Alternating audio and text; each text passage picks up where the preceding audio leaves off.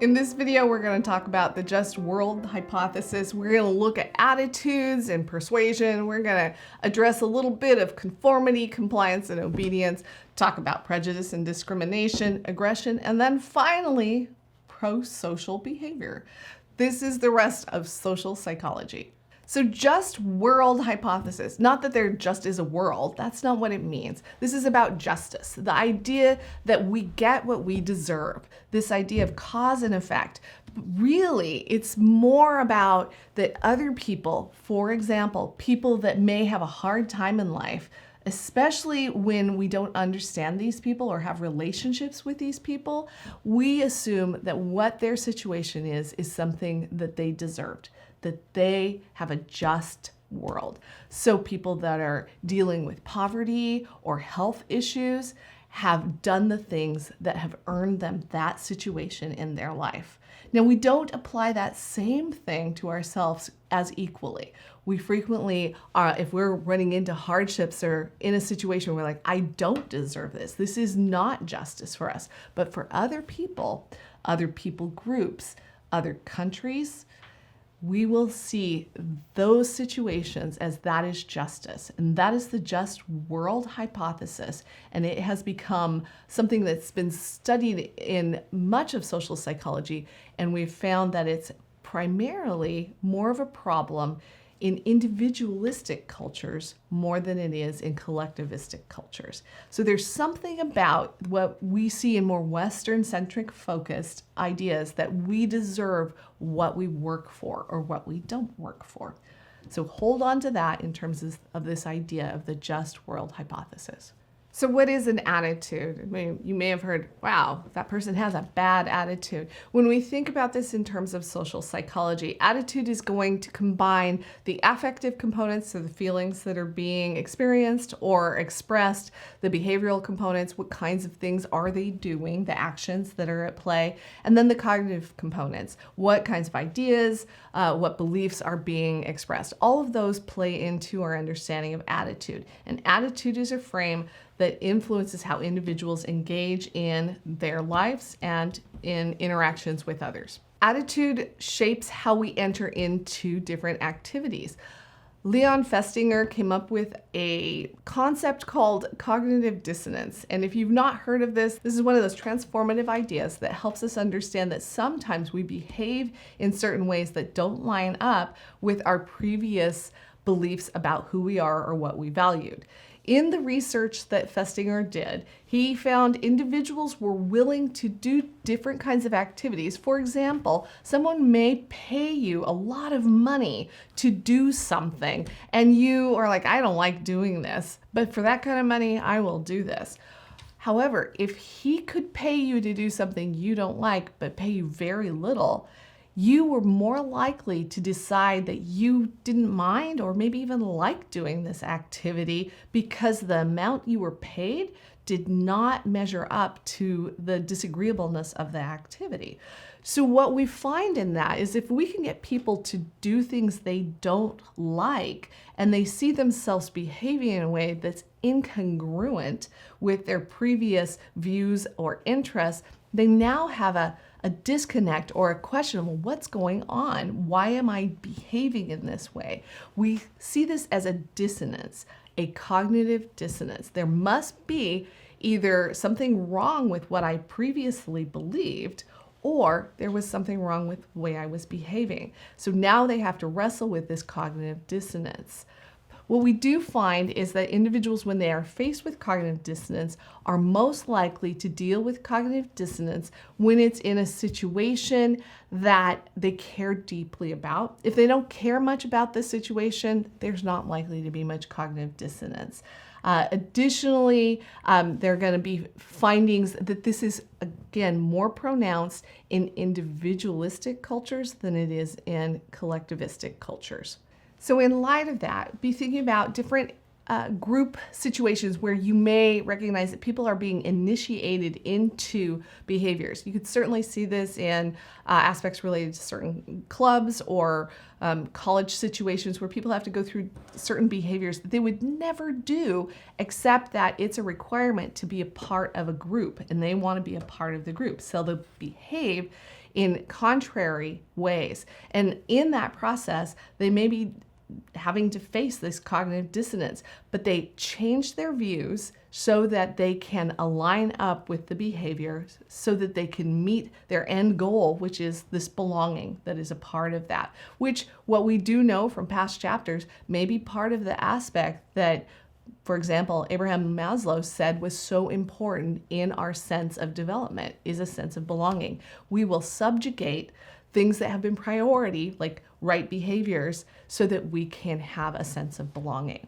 Now, the reason this is an important concept is that when we look at situations, for example, Nazis and individuals that were asked, why did you do some of the behavior that was a part of World War II and the whole Nazi regime, it is because they were following orders and they were part of a belonging to a larger sense of organization. It's not something they would have done on their own. And so what's going on with that is a change, a dissonance, and a subjugating of previous values and ideals about who they are. In line with this is also this idea of persuasion. And individuals can be persuaded to do a number of things through all sorts of motivators. And we haven't spent a lot of time in our lectures talking about motivations, but there's lots of aspects of life that are motivating. It could be your need for food or belonging or esteem. All of those are aspects related to that. So persuasion actually comes from everywhere. You're persuaded daily to consider doing this activity, to spend your time over here. You may have to spend some time persuading yourself. The idea is we want to understand more, how are people convinced to move in a direction, to behave in a direction, to put their attitudes, beliefs, and behaviors towards a specific situation. And this is that understanding of persuasion. Psychology, and social psychology in particular, have been core to informing marketing and management and other aspects related to business, because persuasion is a big part of marketing and management. When we think about persuasion, Petty and Cacioppo came up with an idea that there are two primary ways, two routes, the central route and the peripheral route. The central route is a direct approach. So that's going to be logic driven. Here's why you should be persuaded. So there's going to be data and facts, information that's likely to compel someone. Those are the aspects that would be falling under a direct route of persuasion. The peripheral route is going to be an indirect. You might think of like subliminal messages, which certainly are part of some things, but more likely what it is like you see product placement around and you start getting familiar with certain products and thinking, yes, I really do want that item of food, or I really do want that beverage, or I want to go do those activities. So those are indirect routes. There's not a logic component of here, this is why it's compelling. It's just this message that starts weighing in, and more of it can be inundating and actually bring this peripheral motivation or persuasion of your interest and your focus on that behavior or attitude. Within this context is this idea that psychologists describe as the foot in the door technique. And the idea of the foot in the door technique is that the persuader can get a person to do a very small favor. For example, in political campaigns, it could be, here, take this pamphlet and maybe read it. Or would you mind sharing this information with others? Any of those aspects, they're a small ask, but as soon as someone says yes, now there's the foot in the door to increase the kind of commitment. Now, if you've ever received a phone call or even an electronic message like an email that's asking you to consider something, the more time you spend listening or reading on that, they're getting their foot in the door to increase the ask for you. So if you get asked, would you mind giving a little bit of money, be prepared, because now they've got the foot in the door. If you say, yeah, I might think about that, they're going to go for a bigger ask, and they're going to get both feet in the door, and you're going to get real pressure towards increasing commitment. This is what sales is built on in so many ways. It's not usually the direct approach for the big sale. It's a foot in the door with an expanding, growing ask on the part of the client. so that seller can get them to buy in and then increase the sale to a larger product. As we move further into our understanding of social psychology, we want to understand aspects of conformity. And Solomon Asch gave us this incredibly informative research where he showed individuals these different lines, and they were different lengths, and there was one that was supposed to be matched with the others, and he had confederates in the responses. So there were groups of people that had to respond, and the confederates all chose the false answer in terms of which was the one that was the exact representative of the segment that was being tested. But the subject in this, what he found is that so many were influenced by the group to conform to not answering, even when they knew what the right answer was. This established this idea that many times individuals are going to conform even when they see things accurately and truthfully. They want to belong and be accepted more than they want to step in onto a truthful foundation. Now, that is disturbing data. One of the pieces we want to understand is that there are a number of individuals, subjects in this research and subsequent research, that actually chose to not conform. So there is an example on both sides of that line. We want to understand what creates conformity and what creates individuals who are willing to not conform. Both of those are important for our understanding of social psychology. What are the components that might influence this idea of conformity? A lot of it's going to be context. What is the setting? Is there a sense that your responses are going to create more acceptance into the group? Is there a reflection of what your views might be? So some of this is going to be a normative social expectation or a normative social influence that's going to have power over what individuals will do in order to conform. The other would be an informational social influence. Is there a sense that to be a part of a competent group or be perceived or even in themselves identify with the people that they want to identify, they may change their points of view and conform even when it's contrary to previous views or understandings. And this leads us to this idea that was espoused by Stanley Milgram in his study on obedience. And this is an old study that's been challenged and questioned. However, there is evidence in this where individuals were influenced to behave in a way contrary to previously held values. In this study, there were experimenters that had lab coats on and gave instructions to the subject to do an educational activity where they had someone in a separate room that was also actually a researcher, and this person was said to be hooked up to an electric shock machine, and they were to perform these memory tasks, and when they failed, the subject was supposed to shock them with increasing levels of power. And there was a script, and they were supposed to move forward with obedience to the researcher in the lab coat. Now, this is older research, and when it's been replicated, we found that in these last couple of decades, there haven't been the same consequences. Now, part of that could be a lot of the confounding variables in terms of what's going on differently in culture now versus when Milgram began this study.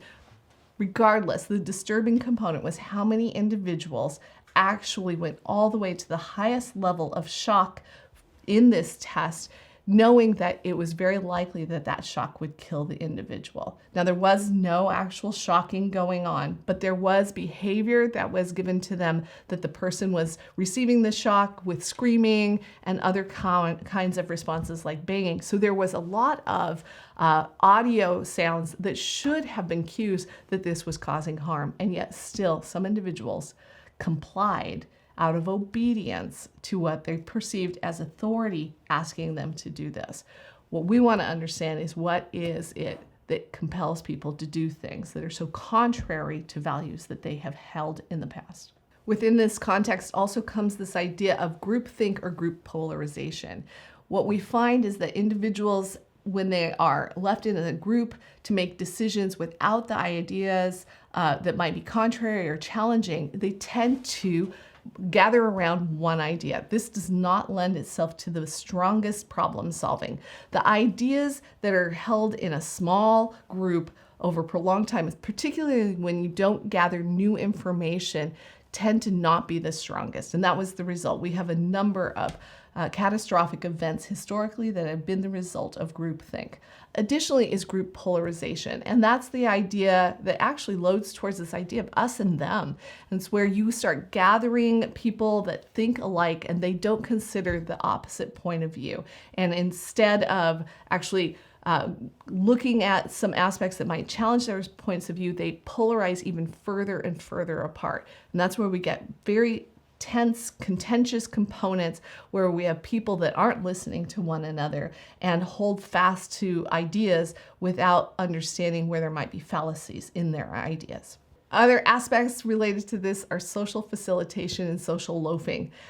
Social facilitation is the idea that individuals will actually perform better in front of an audience. The idea that if there is the project that needs to be done and there are people watching or observing, there's greater attention to detail and quality might come out of that, which has certainly informed the way certain work situations are set up. Additionally, the social loafing is another aspect of that. When there are groups put together, individuals in the group may look at the group and decide that rather than equality in separating out the task, someone else will pick it up. Someone else is in the group, and so they'll back off on their responsibility. And this is definitely things that we've seen in a number of groups. You may have seen that in group projects in school, where other individuals in your group seem to allow someone they've perceived as more instrumental picking up the bulk of the responsibilities.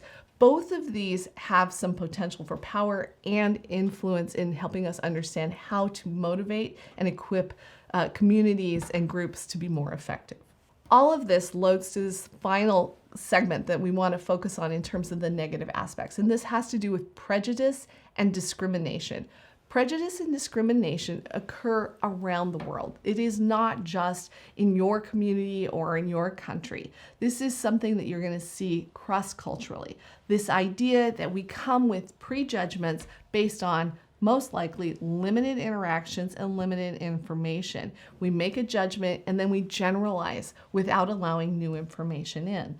That is what a prejudgment is, or a prejudice. Now, not all prejudices are negative, but we tend to emphasize the more negative ones.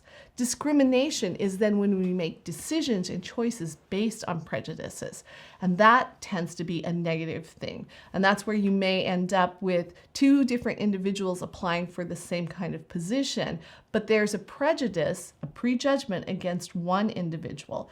And a simple way of looking at that is if you are seeing someone, maybe we'll think about this in terms of a nurse. Historically, nurses have been females, and you may have a position requiring a nurse, and you have a clear application from a male and a clear application from a female. And the prejudice may lead to a preference for what seems familiar and a discrimination against what seems unfamiliar, even though they both could be very adequate for the task.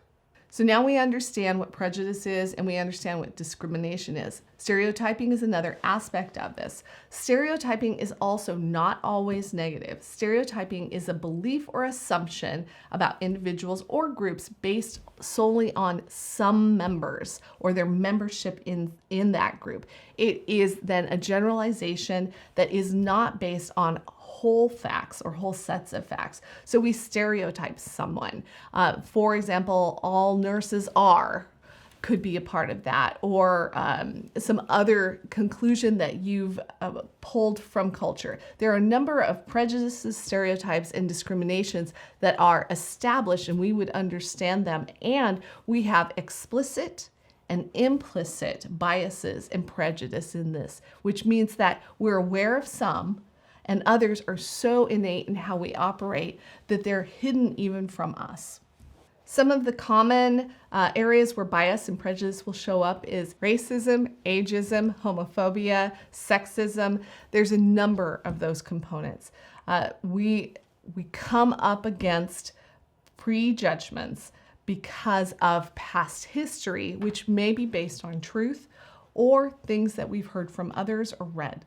These are areas where the more we research, the more we understand how we can maybe address the prejudices with increased information. Biases are things we want to understand because we have a potential for self-fulfilling prophecy. That means we come into an interaction and we have an idea on what the situation is going to be, and then we look for the evidence that supports our predisposed ideas. This is self-fulfilling prophecy. We want to be careful of that because we can expose other people to our prophecies and get behaviors demanding actually in our interactions, not explicitly, but in our interactions subtly. But we can also do the same thing with ourselves. Self-fulfilling prophecies are not things that we want to endorse or encourage. Additionally is confirmation bias, and that's that same aspect of coming in with this bias and then only looking for the data that supports your bias. And we tend to do this in all areas of our life. We want to be careful because these are going to load into the biases that I've already described, and looking for data to actually counter our biases is more helpful in helping us deplete the power of our biases in influencing our engagement with our world and increasing our ability to be our best selves. Other aspects that roll into our understanding of this has to do with in-group and out-group. I've hinted at this, so we like to be on the in-group. We'll do a lot of things, including subjugating things that are important to us so that we can be a part of the in-group. What's really important for us often is understanding who's on the in-group and who's on the out-group so that we can build some of our biases against out-group people and our biases towards or for those in the in-group. You may have read some literature that talks about how this can be done. There's been a number of stories that are, number of research projects on this in terms of separating groups and having them build their group activity and then watching them compete, and they have a sense of very strong in-group and out-group. Certainly if you're part of a sporting activity or you're part of the audience watching a sporting activity and you have your team, everybody that's a part of supporting your team is in the in-group. And then there's those others that are supporting the other team, and they're on the out-group. And that is part of what we do in so much of society. It can be detrimental or it can be less detrimental, but we want to be cautious and aware of how that works because we can actually challenge it by having a need that requires both groups to get together. For example, if there is such a situation where you have those two groups, but to be able to survive, they need to gather together to build a well, to gather the food, to protect their whole village. This is a way that we can overcome some of those biases and break down the walls between in-groups and out-groups. Aggression is part of all of this too.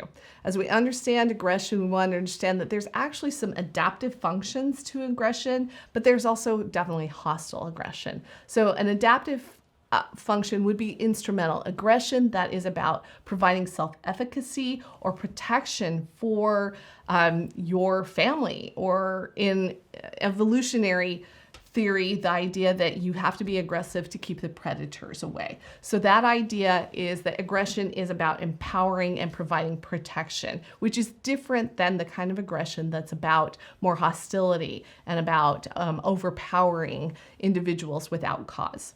And aggression that goes beyond that, that has the sense of attacking, we might understand in the concept of bullying. And bullying is something that's been much more prominent in our understanding. We now have bullying that's outside of a face-to-face context, which makes it much more confusing, where people are aggressive and usually bringing all of those biases and that in-group, out-group concept related to finding a weaker individual or someone to attack that is not able to defend themselves in the same way.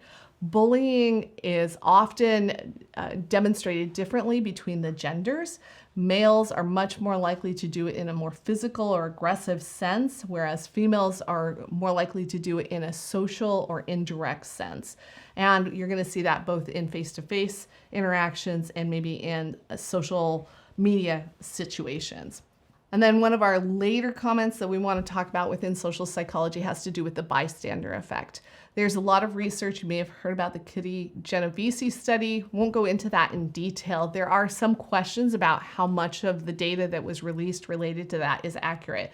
The reality is that we understand from the bystander effect is that when we are part of a crowd watching an incident, we are unlikely to step up because there's that social loafing concept here that someone else, there's a diffusion of responsibility. There's someone else who's most likely to step in.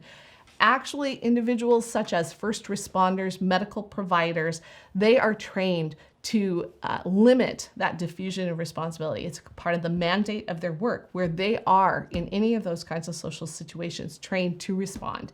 And if you see someone in a uniform or you see someone who seems to have that authority, you're much more likely to back up and let those individuals step in and take responsibility. This actually has become a problem because we have a number of situations where people were waiting for others to act, and the lack of action has created significant problems, even to the point of death. So what's this dark cloud of social psychology? Well, all of this helps us understand the negative side. And now we want to look at the pro side, the pro-social engagement, such as altruism. When we look at some of these studies, the question is what creates these negative sides, but what also keeps individuals from falling into the dark side. And that aspect is something that has been studied. We've looked at this through much more of a lens of what are the characteristics that compel individuals to take a stand for the things that they believe are truth, that are against the in-group, out-group ideas, that are against biases, that are about creating collaboration. And one of the key components that has been found to increase pro-social behavior and altruism is this concept of empathy. Empathy is the ability to understand what another person's experience is without actually having to live it. It is an incredible process of setting aside your own views and needs to actually consider what it might be like in another person's shoes. The research actually suggests that this is something that has to be developed in children by age 5 for it to be something that is more automatic later in life. So that whole developmental period early in life, it needs to be modeled for us to be able to more easily understand that our experience and another person's experience are not exactly alike and that our view is probably limited. Empathy is the cure for so much of what is challenging in our world, in our community today. And it requires you and I choosing to set aside having our needs met right here and now so that we can hear the perspectives and needs of others, so that we can come up with options and solutions for the problems that we face. There is enough. There is enough in our world to be able to address the issues before us. But it means that we have to let go of our urgent, impulsive need to get our stuff taken care of in this moment so that we can collaborate and be a part of a larger team. This is what social psychology addresses. Psychology has the power to help us understand how to be better together than on our own. This is social psychology.